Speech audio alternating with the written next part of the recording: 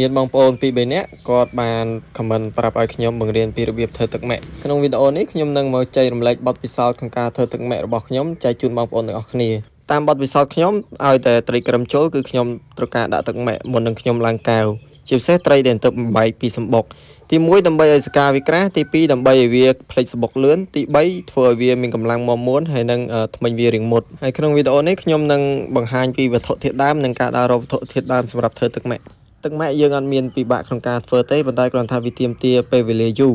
សម្រាប់អ្នកបានដាក់អុកស៊ីហ្សែនដូចជាខ្ញុំអញ្ចឹងណាបងប្អូនហើយនេះគឺជាផ្កាថ្នោតសម្រាប់ធ្វើទឹកម៉ាក់របស់ខ្ញុំធ្វើការរើសពីកន្លែងដែលមានដើមថ្នោតនៅតាមភូមិរបស់យើងហ្នឹងបងប្អូននៅក្នុងប្រទេសកម្ពុជាយើងភាគច្រើនគឺមានដើមថ្នោតហើយយើងរើសយកតែផ្កាណាដែលវាមានសភាពងាប់ហើយក្រៀមជៀសវាងយើងយកផ្កាខ្ចីដែលអាចធ្វើឲ្យទឹកម៉ាក់យើងស្អុយយូរ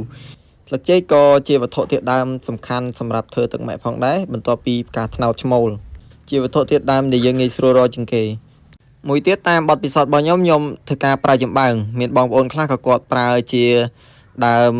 នេះសបកដើមឫស្សីណាបងប្អូនប៉ុន្តែខ្ញុំប្រើចំបើងយើងរើសយកស្លឹកដូងណាដែលងាប់មួយទៀតនោះគឺស្លឹកឆាត់យើងរើសយកស្លឹកឆាត់ណាដែលក្រៀមងាប់វាអស់សារជាតិជាប់ក្នុងហ្នឹងណាវត្ថុធាតុដើមដូចខ្ញុំប្រាប់បងប្អូនក្នុងវីដេអូអញ្ចឹងមានចំបើងផ្កាថ្នោត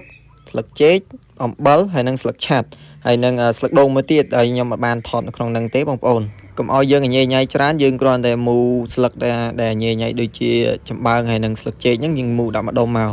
សម្រាប់ការធ្វើខ្ញុំធ្វើទឹក25លីត្រដោយខ្ញុំដាក់ផ្កាថ្នោតចំនួន2ចង្អាមស្លឹកចេកក្រៀមខ្ញុំមូវាចូលគ្នាប៉ុនកដៃយើងមកហើយស្លឹកឆាត់ខ្ញុំដាក់20ស្លឹកឆាត់ចំបើងក៏ខ្ញុំដាក់ប្រហែលប៉ុនកដៃយើងដែរស្លឹកដូងខ្ញុំដាក់ប្រហែលជា20ស្លឹកដែលជាស្លឹកដូងទុំណាបងប្អូនហើយអ្វីដែលយើងមិនអាចបំភ្លេចបានគឺអំ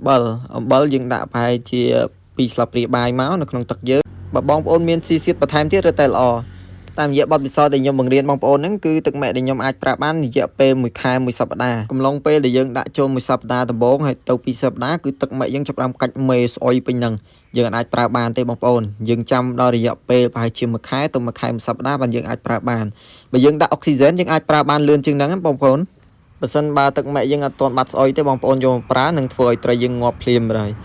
រយៈពេលនៃការដាក់ហ្នឹងសូម្បីតែដង្កូវទឹកមូសក៏អត់អាចកើតបានដែរដោយសារវាកាច់មេខ្លាំងនេះគ្រាន់តែជាតិចនិចរបស់ខ្ញុំទេបើបងប្អូនចង់ដាក់ឲ្យវាខ្មៅជាងទឹកម៉ាក់របស់ខ្ញុំបងប្អូនអាចថែមវត្ថុធាតុដើមមួយច្រើនជាងខ្ញុំទៀតក៏បានដែរតែខ្ញុំស្រឡាញ់ពណ៌វាប៉ុណ្ណឹងអញ្ចឹងខ្ញុំដាក់តែវត្ថុធាតុដើមប៉ុណ្ណឹងទេអរគុណបងប្អូនសម្រាប់ការតាមដានទស្សនាបើមានកំហុសខុសឆ្គងនៅកន្លែងណាមួយបងប្អូនអាចខមមិនប្រាប់ខ្ញុំបាន